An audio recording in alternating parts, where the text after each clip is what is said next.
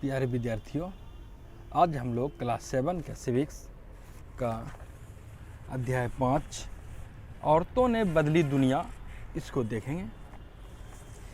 पिछले अध्याय में हमने देखा कि औरतें किस प्रकार घर की काम करती है और उसके कामों का मूल्यांकन नहीं किया जाता है।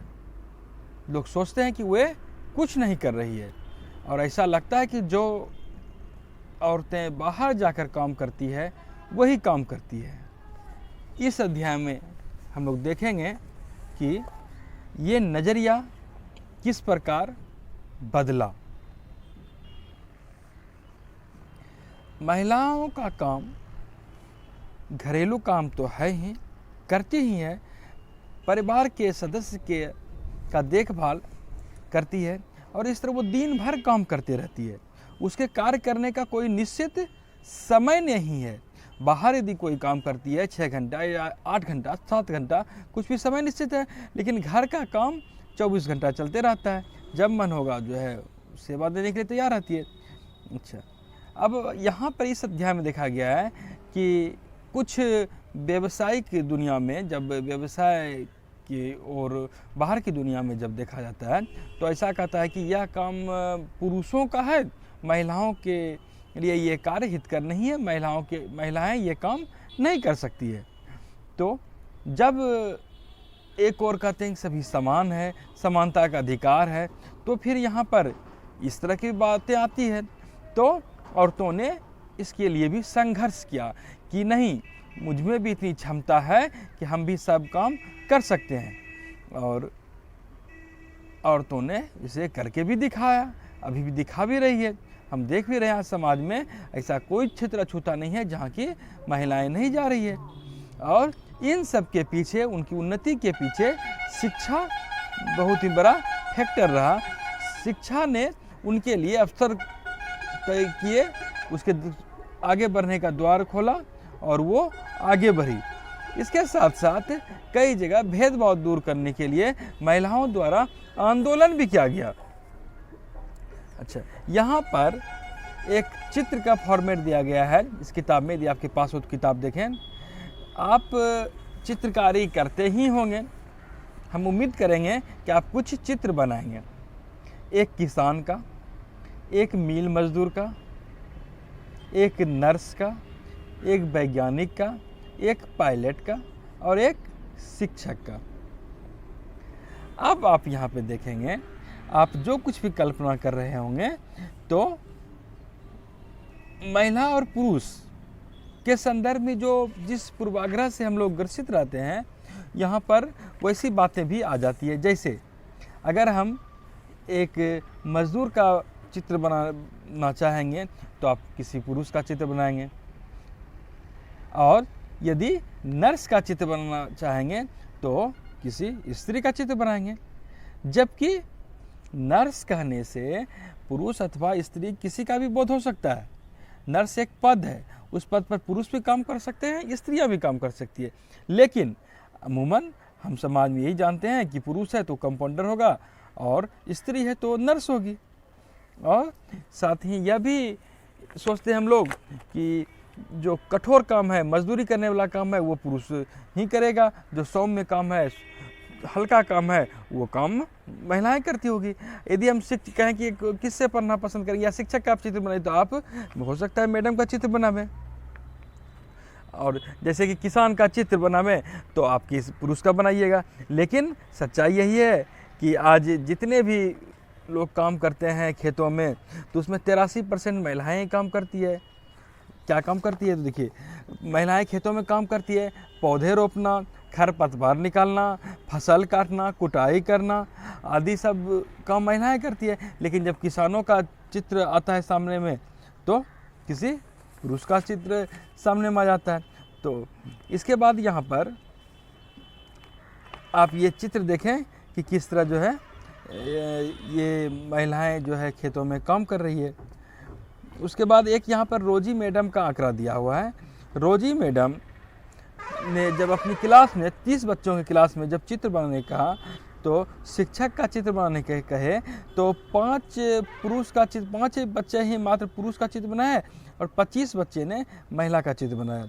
किसान का कहा तो 30 का 30 सबों ने पुरुष का ही चित्र बनाया।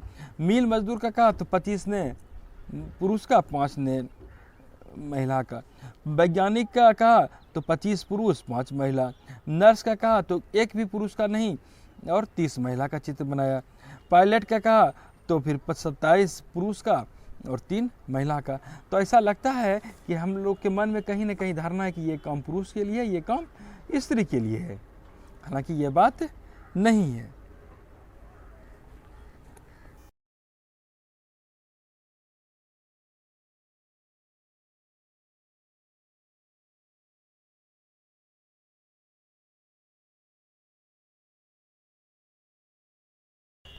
अब हम यहाँ पर देखेंगे कम अवसर और कठोर अपेक्षाएं, ये दूसरा सब टॉपिक है। तो यहाँ पे हम देखते हैं कि बच्चों को जब रोजी मैडम चित्र बनाने कही थी तो किस प्रकार नर्स के लिए महिला, पायलट के लिए पुरुष को बच्चे रख दिए। अच्छा, आमतौर पर हमारी धारणा यही होती है कि महिलाएं सहनशील होती है, विनम्र होती है। इसे परिवार में स्त्रियों की भूमिका के साथ मिलाकर देखा जाता है और ऐसा भी सोचा जाता है कि विज्ञान के लिए तकनीकी दिमाग की ज़रूरत पड़ती है और लड़कियां और महिलाएं तकनीकी कार्य करने में सक्षम नहीं होती है। अच्छा, अब देखिए इसके आगे कहानी है कि लेकिन अनेक लोग हैं जो इस रूढ़िवादी धारणाओं में विश्वास करते हैं। ये रूढ़िवादी धारणा क्या हुआ? यही कि किसी के प्रति जब हम कोई पूर्वाग्रह से ग्रसित होकर कोई धारणा बना लेते हैं कि ये वो काम नहीं कर सकती है, यही हुआ रूढ़िवादी धारणा। तो बहुत सी लड़कियां डॉक्टर, इंजीनियर बनने के लिए प्रशिक्षण के लिए सहयोग लेना चाहती है, उसे वह नहीं मिल पाती है। किसकी तुलना में? तो लड़कों की तुलना में। कुछ लोग सोचते हैं कि ये काम लड़कों का है, लड़कियां नहीं कर सकती है। अच्छा, और देखिए, अच्छा, कई बार हमारे समाज में कहा जाता है कि लड़कियां का क्या है, अब यही करना है, सब कोई काम कर लो, उसके बाद लक्ष्य है कि आपका शादी हो जाएगा, घर बसाना है। तो मुख्य लक्ष्य शादी को भी मान लिया जाता है, बना दिया जाता है। तो हमको यह बात समझना होगा कि हम जहाँ रहते हैं वहाँ चारों ओर की दुनिया का दबाव रहता है। आप कुछ करते हैं तो आप पे प्रश्न उठाया जाता है परिवार में, समाज में, कि ये काम हो रहा है, ऐसे हो रहा है, वैसे हो रहा है। तो और कभी कभी यह दबाव बड़ों की अपेक्षा के रूप में होता है। अच्छा, कभी कभी आपके मित्र भी आप पे कोई दबाव डालते हैं, आपसे ये काम नहीं हो सकता है, ये काम हो सकता है, ये नौकरी करो, वो नौकरी करो, ऐसा भी हो सकता है। और कभी आपने जैसा कि पिछले अध्याय में पढ़ा था, बच्चों से सिखाया जाता है कि अरे तू पुरुष है, तू रोएगा, तू लड़का कहीं रोता है, लड़की रोती है। तो लड़कों को भी लगता है कि नहीं, ये तो जो भी हो, तो ये धारणा बैठा दिया जाता है कहीं ना कहीं। तो इसके बाद एक देखिए आपकी जो है जेवियर, ये कहानी है इसमें जेवियर का। जेवियर अपना 10वीं का परीक्षा फल देख के खुश हुआ, लेकिन कि जो उसके माता पिता खुश नहीं हुए। माता पिता खुश क्यों नहीं हुए? तो वे सोच रहे थे कि जो है जितना हम चाह रहे थे उतना नंबर नहीं लाया। 65% नंबर लाया मैथ में, फिर भी कहता है मैथ में तुम्हारा नंबर नहीं है, भौतिकी शास्त्र में कम नंबर है। पर बच्चा खुश है, वो कहता है नहीं मुझे गणित और विज्ञान नहीं पढ़ना चाहता हूँ, मैं इतिहास पढ़ूंगा, मुझे इसमें रुचि है। तब पर बोलते हैं कि इतिहास तुम क्यों पढ़ना चाहते हो, भविष्य के बारे में सोचो, इसमें कोई भविष्य है इतिहास पढ़ने में, विज्ञान पढ़ो। तो बोलता है मुझे गणित विज्ञान पढ़ने में रुचि ही नहीं है, अच्छा नहीं लगता है। तो फिर समझाते हैं समझदारी से काम लो बेटा, गणित ले लो, कंप्यूटर सीख लो, कंप्यूटर सीखने से नौकरी मिल जाएगी। तो इस तरह आप देखिए कितना दबाव रहता है बच्चों पर, बड़ों का, कि तुम यही पढ़ो, तुम ये करो, वो नहीं करो, ये नहीं कर सकते हो। तो इस तरह की भी बातें होती है। अच्छा, अब आप बताइए, आप जेवियर की जगह होते थे क्या करते? कहीं ना कहीं उधेड़-बुन में आप भी फंस जाते। आप इसका जवाब दीजिए कि जेवियर की जगह यदि आप रहते और आप पर दबाव डाला जाता कि ये करो, वो करो, ये विषय पढ़ो, तो आप क्या करते? अच्छा, एक दूसरा प्रश्न आपको कि अपने अनुभव के आधार पर बताइए कि लड़कों को किन किन दबावों का सामना करना पड़ता है। आप अपने से सोचिए और इस दोनों प्रश्न का जवाब तलाश कर लिखिए।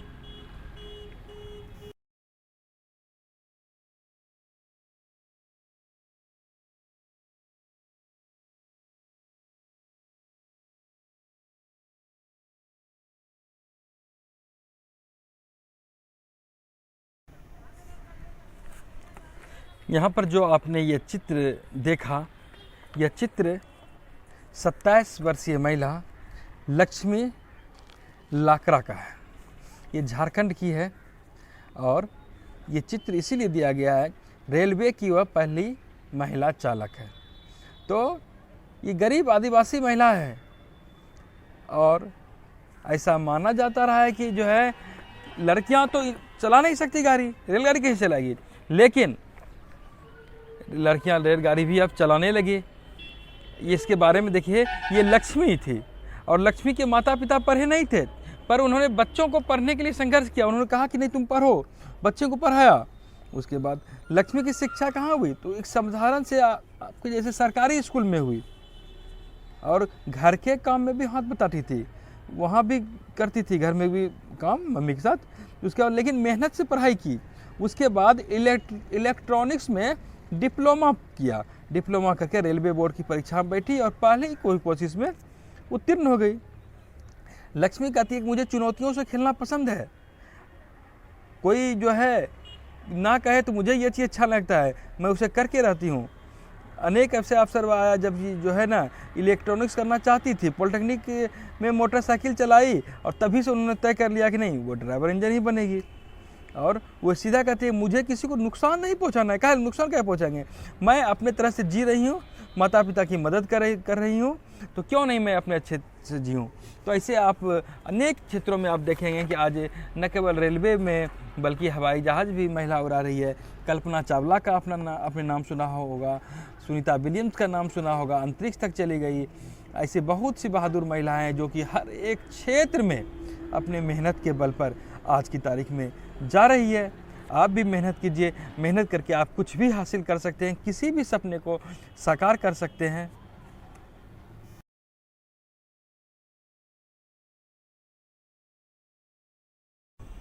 अब यहाँ पर हम देखेंगे परिवर्तन के लिए सीखना। तो स्कूल जाना क्यों महत्वपूर्ण है। स्कूल में हर साल अधिक से अधिक बच्चे प्रवेश ले रहे हैं, आप जैसा कि देखते होंगे। तो आज की तारीख में जितना आसान है स्कूल जाना, स्कूल में पढ़ाई करना, बहुत पहले यह काम आसान नहीं था। आज स्कूल जाना भले ही साधारण बात लगे, लेकिन बहुत पहले स्कूल से बाहर ही लड़कियों को रख दिया जाता था कि नहीं स्कूल तक बच्चों की पहुंच, लड़कियों की पहुंच होनी ही नहीं चाहिए। बच्चे वही काम सीखते थे जो उनके परिवार में होता था, उनको द्वितीय दर्जा दिया जाता था, उसको मुख्य धारा का नहीं माना जाता था। अब देखिए लड़कियां की स्थिति बहुत ज़्यादा खराब थी, लड़कों को पढ़ना लिखाना तो सिखा दिया जाता था। और आज भी यदि लड़कियां नहीं पढ़ेगी तो क्या हो, इतनी आगे हो सकती, कदापि नहीं। तो लेकिन उस समय नहीं पढ़ती थी और लड़कियों को अक्षर तक सीखने की अनुमति नहीं थी कि नहीं वो कुछ नहीं सीख सकती है। अब जैसे कि कोई कुम्हार है, कुम्हार चाकू चलाने वाला, तो लड़कियां कोई औरत क्या करेगी, घर में जो मिट्टी सनेगी, पानी लाएगी, मिट्टी लाएगी, ये सब काम करेगी। लेकिन चाक वाला जब मुख्य काम होगा तो वो कोई पुरुष करेंगे। वही चीज़ बुनकर में होता था, वस्त्र बुनना, हस्तकला ये सब सिखाई जाती थी और उसका काम क्या था, औरत का सिर्फ सहायता करना, मुख्य धारा में उसे नहीं माना जाता था। अब देखिए तो कितना, जब शिक्षा ही नहीं है, उसको हर चीज़ में जो है मुख्य धारा में लाना ही नहीं चाहता है, तो उनकी स्थिति जाहिर है कि बहुत अच्छी नहीं होगी। 19वीं शताब्दी में आज से लगभग 200 वर्ष पहले की बात करें तो शिक्षा के क्षेत्र में क्रांति आई। पहले शिक्षा बहुत सबों को नहीं ही दी जाती थी, लेकिन धीरे धीरे शिक्षा क्षेत्र में बदलाव आया, बच्चे का पहुंच स्कूल तक हुआ। इसके लिए बहुत से लोगों को बहुत ही कठिन संघर्ष करना पड़ा, हम लोग देखेंगे इसके आगे। तो उसके बाद ही विद्यालय धीरे फिर जो है अधिक प्रचलन में आया, बच्चों को स्कूल भेजने लगे। लड़कियों की शिक्षा को लेकर तो बहुत ही विरोध हुआ, बहुत सी स्त्रियों पुरुषों ने बालिकाओं के लिए स्कूल खोलने के लिए प्रयत्न किए और बहुत ही संघर्ष किया। यहाँ पर सबसे पहले हम देखेंगे रमाबाई का विवरण। रमाबाई का ये चित्र आप देखें, उसके बाद रमाबाई के रूप में।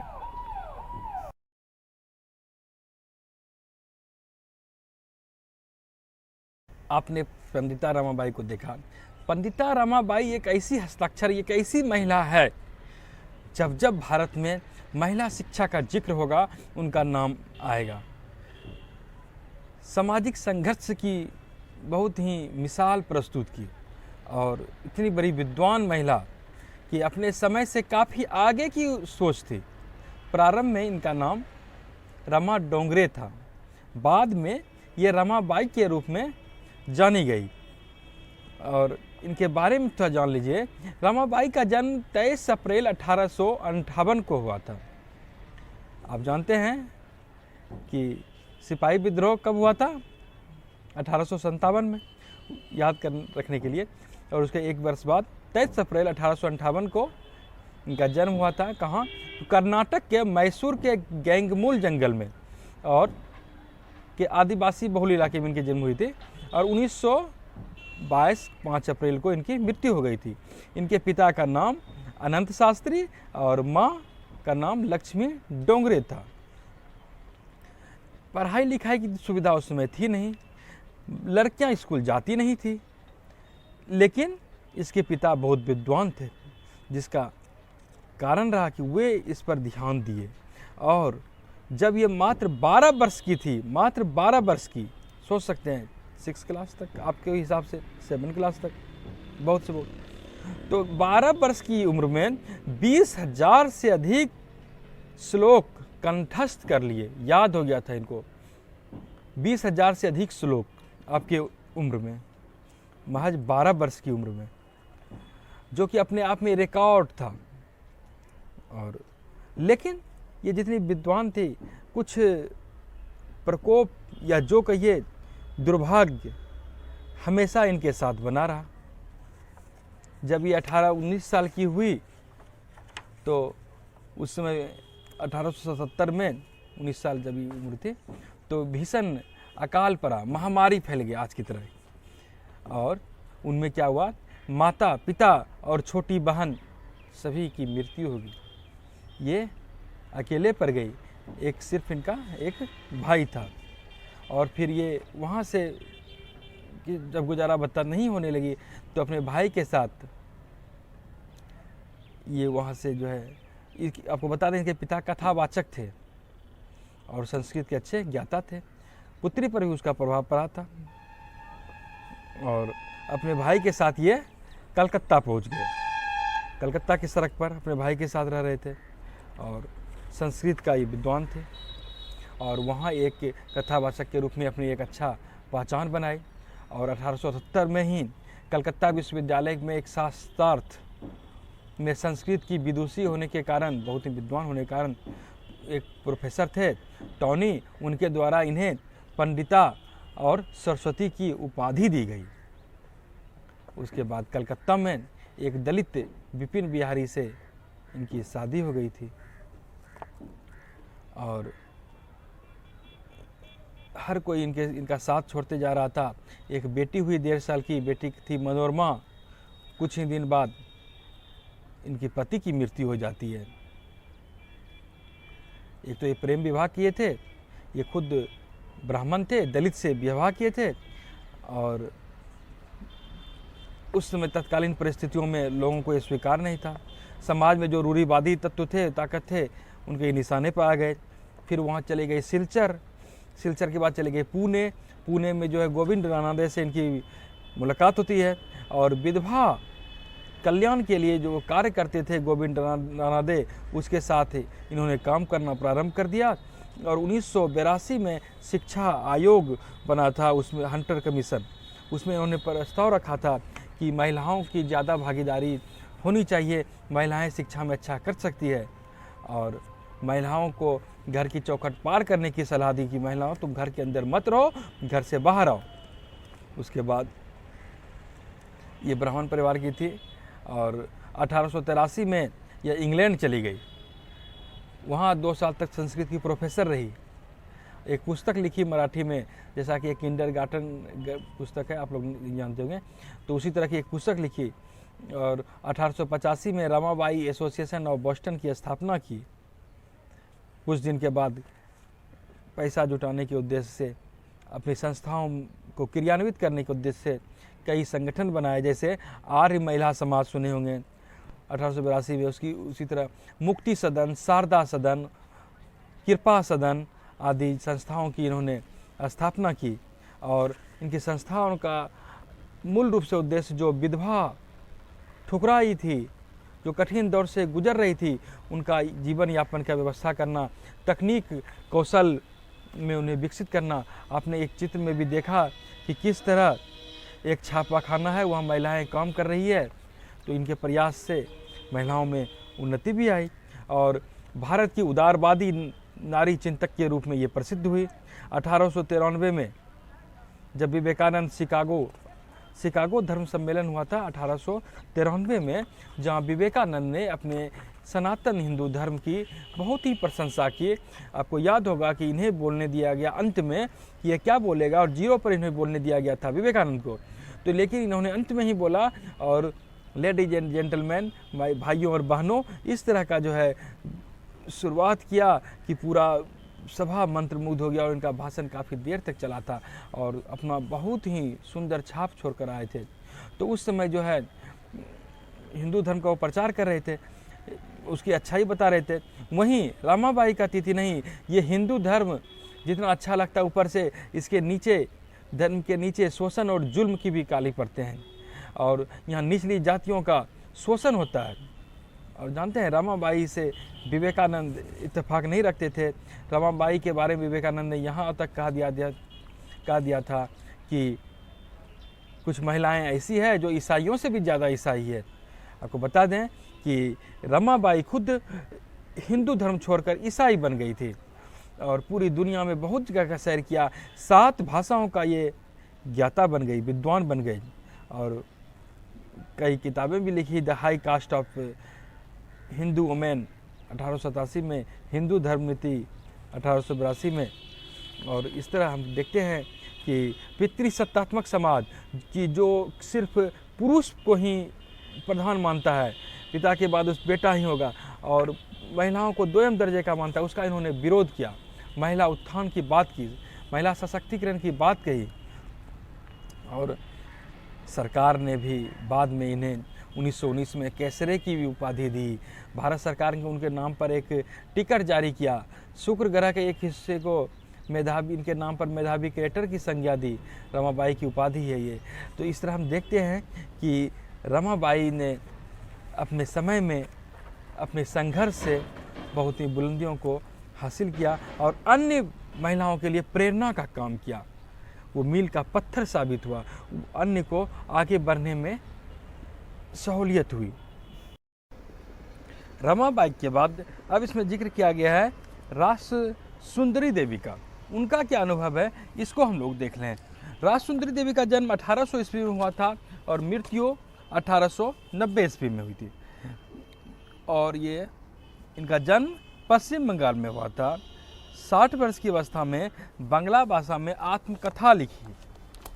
आत्मकथा अपने बारे में लिखना, और आत्मकथा का नाम था अमार जीवन। अमार जीवन, अच्छा, भारतीय महिला द्वारा लिखित यह पहली आत्मकथा मानी जाती है। रामसुंदरी देवी एक धनवान जमींदार परिवार में गृहिणी थी, वह उसकी पत्नी थी। और उस समय लोग सोचते थे कि महिलाओं को पढ़ना नहीं चाहिए, और यदि महिलाएं पढ़ लेगी तो उनकी पति की मृत्यु हो जाएगी और वे विधवा हो जाएंगी, इसलिए महिलाओं को पढ़ना वर्जित घोषित कर दिया गया था। और लेकिन इनकी दिली इच्छा थी कि ये पढ़ें।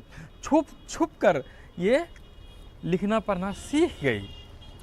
और ये कहती है कि अत्यंत ही सवेरे से काम शुरू हो जाता था घर का और रात तक काम चलते रहता था, कभी विश्राम नहीं होता था।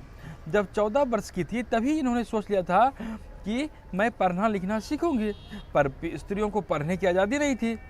तो अपने विचारों का विरोध कैसे क्या होता, तो कभी कभी मन में भी प्रश्न उठता, लेकिन सोची कि फिर भी पढ़ूंगा। तो एक दिन ये लिखती है कि मुझे स्वप्न आया और स्वप्न में देखती है क्या, चैतन्य भागवत, एक संत, साधु संत होते हैं ना, एक संत थे, चैतन्य भागवत, वो जो है वो पढ़ रही थी ग्रंथ। बाद में जब ये रसोई में भोजन बना रही थी उस दिन जो अपने पति को कहते सुनी अपने बेटे से कि विपिन, मैं अपनी चैतन्य भागवत यहाँ छोड़ रखी हूँ, जब मैं मांगूंगा इसे तुम दे देना। और वो चले गए। तो उन्होंने क्या किया, चुपके से एक पन्ना उसका निकाल लिया और छुपा दिया। और जिसका बेटा जो पढ़ता था, जो वर्ण जो भी पढ़ते थे, तो वो भी ये छुप छुप के जो है उसमें तार का पत्ता पर लिखा जाता था, और ये भी जो है छुप छुप कर लिखती थी, पढ़ती थी। और बहुत कोशिश की और अंतिम में जो है पढ़ना ये सीख गई थी। राम सुंदरी देवी के अक्षर ज्ञान ने चैतन्य भागवत पढ़ने का इन्हें अवसर दिया, और लेखन से संसार को उस समय के स्त्रियों के जीवन के बारे में जानने का एक अवसर दिया। और अपने अनुभव को लिखा कि दिन भर विश्राम नहीं मिलता था कि कुछ खा पी लें, मतलब कि स्त्रियों का सिर्फ काम था काम करना। इसके बाद एक और इसमें यह दिया है रुकैया सखावत हुसैन के बारे में।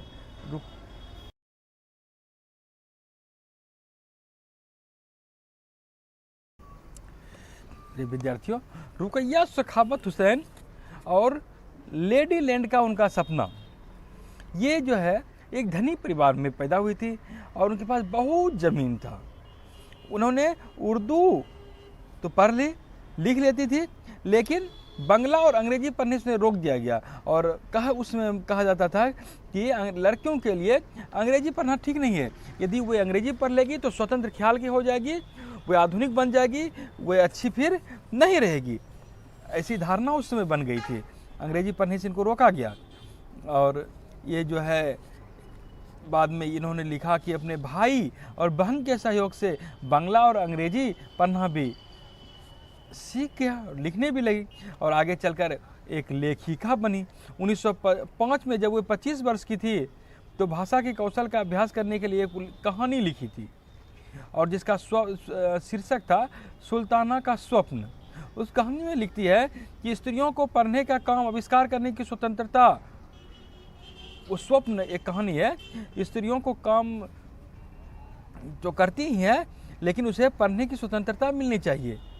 हाँ, और महिलाओं में बहुत सी क्षमता है, उसको इतना अभ्यास से जो है करना चाहिए। और ये कहानी में दिखाया गया है कि बादलों से होने वाली वर्षा को रोकने का उपाय खोजती है। लेडी लैंड में पुरुषों की आक्रामक बंदूक और युद्ध के अन्य अस्त्र स्त्रियों के बौद्धिक शक्ति से हरा दिए जाते हैं। स्त्रियों को बहुत ही क्षमतावान के रूप में उसमें दिखाया गया कि ये भी कुछ कर सकती है, बहुत कर सकती है। और बाद में जो है इसको लगता है नहीं, ये सिर्फ ये स्वप्न देख रही थी, हकीकत में ऐसा बात नहीं था। इन्होंने स्वप्न देखा था कि लड़कियां कार चला रही है, हवाई जहाज उड़ा रही है। और जब स्कूल जाने की अनुमति नहीं थी उस समय इन्होंने इतना किया, इतना शिक्षित होने पर भी संतुष्ट महसूस नहीं किया और पढ़ी, तो इनका नाम भी एक अच्छे सुधारक के रूप में लिया जाता है। 1910 में कोलकाता में लड़कियों के लिए एक स्कूल खोला जो आज भी कार्य कर रहा है। आज की तारीख में बहुत से लड़के और लड़कियों को हम लोग स्कूल जाते हुए देखते हैं, तो हम पाते हैं कि लड़कों और लड़कियों में क्या शिक्षा में अंतर है, तो यहाँ पर भी हमें अंतर देखने को मिलती है। देश में हर एक 10 वर्ष पर जनगणना होती है। जनगणना में जनता की संख्याओं को गिना जाता है, कितने लड़का है, लड़की है, वृद्ध है, सब पूरे जनता को गिना जाता है। इसके साथ साथ उनकी शिक्षा दीक्षा कहाँ तक हुई है, उनका घर कहाँ है, इसके बारे में पूरा ब्यौरा रहता है। उनकी आयु कितनी है, पढ़ाई लिखाई क्या हुई है। तो इसका यदि अनुपात देखें तो शिक्षित लोगों की संख्या में स्त्री और पुरुष में फिर वहाँ पे अंतर हो जाता है। पुरुष ज़्यादा पढ़े लिखे मिलेंगे, स्त्रियाँ कम मिलती है। 1961 की जनगणना में देखें तो 40% शिक्षित पुरुष, तो लड़कियां सिर्फ 15%। और शिक्षित किसे माना गया है, तो इस देश में जिसकी उम्र 7 वर्ष से अधिक हो और अपना वो नाम लिख लेती है तो शिक्षित की श्रेणी में आ जाती है। आप देखे होंगे कि सरकार कभी कभी प्रौढ़ के लिए योजना चलाती है कि जो बड़े हैं, बुजुर्ग हैं, जो महिलाएं हैं, वो भी अपना साइन करने सीख जाए। मुख्यमंत्री अक्षर आंचल योजना का नाम आपने सुना होगा, महिलाओं को पढ़ाया जाता है। और इसी तरह पहले जो है रात को भी पाठशाला चलती थी, मतलब बड़ों के लिए, कि जो कोई स्कूल नहीं जा पाते, स्कूल उम्र तो हो गया नहीं जाएगा तो, लेकिन कुछ शिक्षा वो हासिल कर ले। तो सरकार इस तरह का प्रयास हर हमेशा करते रहती है। खैर, और 2011 का जनगणना देखें तो पुरुष का साक्षरता का प्रतिशत था 82, तो महिलाओं का 65। 2021 में फिर पुनः जनगणना होना था। हर एक 10 वर्ष पर देश में जनगणना होती है, लेकिन ये कोरोना महामारी के कारण इस साल अभी तक जनगणना की शुरुआत नहीं की जा सकी है। इसमें एक इंडेक्स बनाया गया है और ये इसमें दिखाया गया है कि किस तरह ड्रॉप आउट होती है बच्चियाँ स्कूल से। कि ड्रॉप आउट मतलब छीजन इसको कहते हैं। जैसे कोई बच्चा स्कूल जाती है तो बीच में जो है जाने के बाद उसका पढ़ाई छूट जाता है। कुछ बच्चे 4 क्लास तक के बाद पढ़ाई छूट गए, कुछ का 5वां तक गया पढ़ाई छूट गया, कुछ 8वां तक पढ़ाई छूट गई, कुछ 9वां तक पढ़े फिर पढ़ाई छूट गई। तो इस तरह जो है ना देखा जाता है कि लड़कियों की पढ़ाई ज़्यादा छूटती है, और इसमें लड़कियों में विशेषकर लड़कियों की छुट्टी ही है। इसके अलावा देखें तो अनुसूचित जाति और अनुसूचित जनजाति की लड़कियां का भी जो है ना स्कूल छोड़ने का दर बहुत अधिक रहता है। दलित और आदिवासी, अनुसूचित जाति SC भी जानते होंगे आप, शेड्यूल कास्ट, और ST शेड्यूल ट्राइब अनुसूचित जनजाति। इसके साथ साथ कुछ मुस्लिम लड़कियां जो होती है वो भी 2011 की जनगणना के अनुसार वे कम स्कूल जाती थी, और कई मुस्लिम लड़कियां स्कूल में सिर्फ 3 वर्ष तक जाती थी, इसके बाद वो नहीं जा पाती थी, कई 4 वर्ष तक जाती थी। हालांकि अब धीरे धीरे स्थिति बदली है। कई एक कारण है कि वो स्कूल नहीं जा पाती थी, स्कूल नहीं था, गरीबी था। अब सरकार ने भी बहुत सारी योजनाएं चला रखी है ताकि अधिक से अधिक और पूर्ण सभी बच्चे 100% 100% बच्चे स्कूल तक पहुँचे, उसका विद्यालय में ठहराव हो, गुणवत्तापूर्ण शिक्षा मिले। इस बात का प्रयास सरकार करती ही रही है। और ग्रामीण क्षेत्र में आप देखते हैं कि आपको हर एक किलोमीटर पे करीब स्कूल मिल जाएगा कि बच्चियाँ को अधिक दूर तक नहीं जाना पड़े। और कुछ परिवार यहाँ की गरीबी के कारण स्कूल बच्चों को नहीं भेजते हैं कि निर्धन है, वहाँ दूरी में दी है तो कैसे जाएगी, वहाँ कुछ सामाजिक कारण हो जाते हैं जिसके कारण भी पढ़ाई बच्चों की छूट जाती है। और एक दिया है इसमें कि ओम प्रकाश वाल्मीकि जैसा लोग, ओम प्रकाश वाल्मीकि आपको याद होगा, जूठन 6 क्लास में आप पढ़े थे इसके बारे में, इसका आत्मकथा कि किस तरह ये दलित बच्चा था और स्कूल में इसके साथ भेदभाव किया जाता था। और सब बच्चे पढ़ रहे थे और इसको बोलता था कि तुम काम करो, स्कूल में झाड़ू लगाओ, सफाई करो। एक दिन इसके पिता उधर से गुजर रहे थे, देख लिए, तब फिर टीचर से भी झगड़ा हुआ, हंगामा हुआ। तो उस दिन के बाद से जो है वो बोले कि ऐसा ये ठीक बात नहीं है। तो ऐसी भी बातें होती है। इसके बाद हम देखते हैं 2014 ईस्वी से सरकार ने बेटी बचाओ बेटी पढ़ाओ का नारा दिया है। इसके माध्यम से सरकार ने यह अभियान चला रखा है कि हर एक बेटी बचे, जीवित रहे, न केवल बचे बल्कि बेटी को पढ़ाना भी है और अच्छी तरीके से पढ़ाना है, अच्छा पढ़ाना है। और ताकि अगर बेटी पढ़ेगी तभी जो है एक अच्छा परिवार बनेगा, एक अच्छा समाज बनेगा, फिर देश बनेगा। आप लोग भी विद्यालय नहीं छोड़ेंगे, बहुत अच्छा मेहनत करके पढ़ें और सरकार की योजना को भी सार्थक करें, अपना नाम रोशन करें, परिवार का नाम रोशन करें।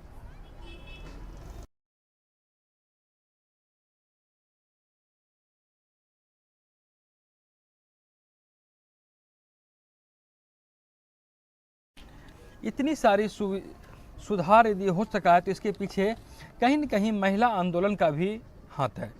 ये महिला आंदोलन को हम लोग देखते हैं तो आज स्कूल जाने का अधिकार मिला है, इसके साथ साथ कई अधिकार मिला है, कानूनी सुधार हुआ है, कानून में सुधार किया गया है, हिंसा, स्वास्थ्य, ये सब पर सरकार ध्यान दे रही है, जिसके कारण लड़कियों की स्थिति बेहतर हुई है। और औरतों ने इसके लिए बहुत सा संघर्ष किया है, तब इतना परिवर्तन आ सका है। कई पुरुष भी महिलाओं के इस आंदोलन का समर्थन करते हैं क्योंकि यह मानवीय दृष्टि से यथोचित है, अच्छा है, ये होना ही चाहिए। और इसके पीछे महिलाओं का मेहनत, निष्ठा तो लगा ही है, तभी भेदभाव दूर किया जा सका है।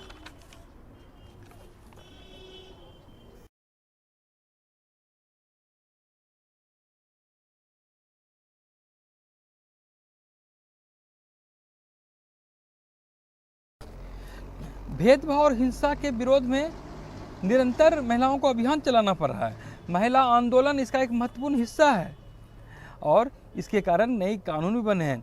2006 में आप जानते हैं एक कानून बना है, शारीरिक और मानसिक हिंसा को भोग रही औरतों को इससे कानूनी सुरक्षा दी जा सके। बहुत सी महिलाओं को घरेलू हिंसा का सामना करना पड़ता था, तो उसके खिलाफ भी कानून बना है। 1997 में सर्वोच्च न्यायालय ने निर्णय दिया कि कार्य के स्थान पर या शैक्षणिक संस्थान के जगह महिलाओं के साथ होने वाली यौन प्रताड़नाओं से उन्हें सुरक्षा प्रदान की जा सके। और इसके पहले एक उदाहरण देखें तो 1980 के दशक में दहेज के खिलाफ भी कानून बनाया गया। दहेज हत्याओं के खिलाफ महिलाओं ने आवाज़ उठाई। बहुत सी महिलाएं जब दहेज कम ला पाती थी उनको जला दिया जाता था, मार दिया जाता था, तो महिलाओं ने खुद आवाज़ मुखर की और अपराधियों का मनोबल, उनके परिवार कहीं जो था अपराधी कहीं उसे मार दिया जाता था दहेज न लाने का, तो उनका मनोबल गिरा और अदालत के भी दरवाजे खटखटाए। उस समय पूरा चर्चा में रहता था। आप यहाँ पर ये कुछ चित्र देख सकते हैं कि किस तरह उन्होंने ये आवाज़ बुलंद की।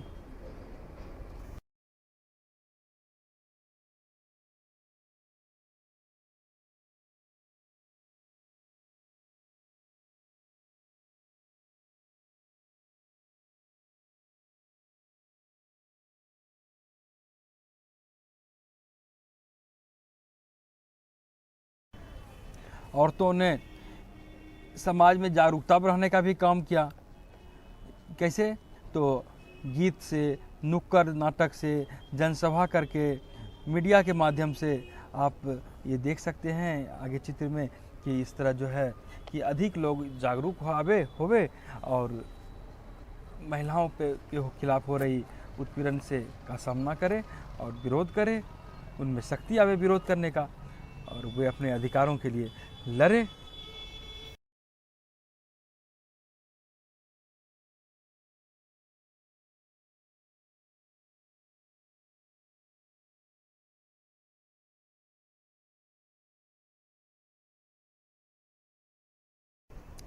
जब महिलाओं के हितों का उल्लंघन होता है या किसी कानून अथवा नीति के द्वारा महिला आंदोलन के द्वारा जो है इसके खिलाफ महिलाओं ने आवाज़ भी उठाया, विरोध भी किया है। लोगों का ध्यान खींचने के लिए रैलियां, प्रदर्शन आदि का भी सहारा लिया है। हम लोग कभी कभी देखते हैं ऐसा होता है। और ये भी देखते हैं कि बंधुत्व व्यक्त करना, जैसे कि जो है न्याय के अन्य मुद्दों पर जो है औरतों के साथ बंधुत्व व्यक्त करना भी महिला आंदोलन का हिस्सा है। और अब बताइए कि महिला दिवस कब मनाया जाता है, इसकी शुरुआत कब से हुई? आप मुझे उम्मीद है आप जानते होंगे, इसका प्रश्न का जवाब आप दें। और इस तरह ये अध्याय समाप्त होता है, लेकिन एक बार हम यहाँ पर पुनरावृत्ति करना चाहेंगे कि जैसे हमने देखा कुछ महत्वपूर्ण शब्दावली। रूढ़िवादी धारणा क्या हुई कि कोई विश्वास जब घर जाता है, दिमाग में भर जाता है, किसी विशेष धार्मिक, आर्थिक, क्षेत्रीय समूह के लोगों के प्रति एक निश्चित विशेषताएं दिमाग में हो जाती है और एक रूढ़िवादी धारणा का जन्म हो जाता है कि ये लड़का ये काम कर सकता है, लड़कियां ये काम नहीं कर सकती है, और दोनों का रुचि, दोनों का क्षमता को इग्नोर करके उसके विशिष्टताओं के साथ देखने लगता है। एक दूसरा शब्द है भेदभाव। भेदभाव कब होता है? जब हम लोगों के साथ समानता और आदर का जो है व्यवहार नहीं करते किसी के साथ, तब वो भेदभाव हो जाता है। पूर्वाग्रह से ग्रसित होकर ही कहीं ना कहीं भेदभाव उत्पन्न होता है। और उल्लंघन, जब कोई कानून जबरदस्ती तोड़ता है, खुलेआम किसी का अपमान करता है, तब हम कह सकते हैं कि उसने उल्लंघन किया। यौन प्रताड़ना एक शब्द आई थी, तो इसका आशय है कि किसी औरत के इच्छा के विरुद्ध यौन से जुड़ी शारीरिक या मौखिक हरकतें करना। आप देखते हैं कि कहीं कहीं औरतों के खिलाफ छेड़छाड़ जैसी घटनाएं होती है, कई तरह की घटनाएं उनके साथ हो जाती है, कभी कहीं ज़्यादा हो जाती है। तो इस तरह की घटनाओं को यौन प्रताड़ना की परिधि में लाया गया है और महिलाएं, स्त्रियां अधिक से अधिक सुरक्षित रह सके, उनका विकास हो, इसके पीछे यही सरकार का उद्देश्य रहा है। अब कुछ प्रश्न भी आप तैयार कर लें तो यह आपके लिए हितकर रहेगा। महिलाओं के बारे में क्या रूढ़िवादी धारणा समाज में अभी भी कायम है? अच्छा, राम सुंदरी देवी देखिए, रमाबाई देखिए, रुकैया हुसैन के बारे में देखिए। आप समाज में नारी शिक्षा के लिए अगर वैसा परिस्थिति रहता तो आप क्या करते? वैसी घनघोर परिस्थिति में आप क्या करते? कुछ करते? अगर करते तो क्या करते? आप इसको अपने शब्दों में लिखें। आप तीसरा प्रश्न है आपके लिए कि आप देखते होंगे कि कुछ बच्चियां गरीबी के कारण पढ़ाई छोड़ देती है, गरीबी उसके पढ़ाई में बाधक बन जाती है। तो आप सोचें कि सरकार और क्या करे उनके लिए, जो कि पढ़ाई उनके रास्ते में बाधक न बने, गरीबी उनके रास्ते में बाधक न बने। सरकार क्या करे ताकि हर बच्चे उचित शिक्षा प्राप्त कर सके, गरीबी के कारण कोई बच्चा पढ़ाई से वंचित न रह जाए। और उम्मीद है आप अपना अध्ययन अच्छी तरीके से जारी रखेंगे। धन्यवाद।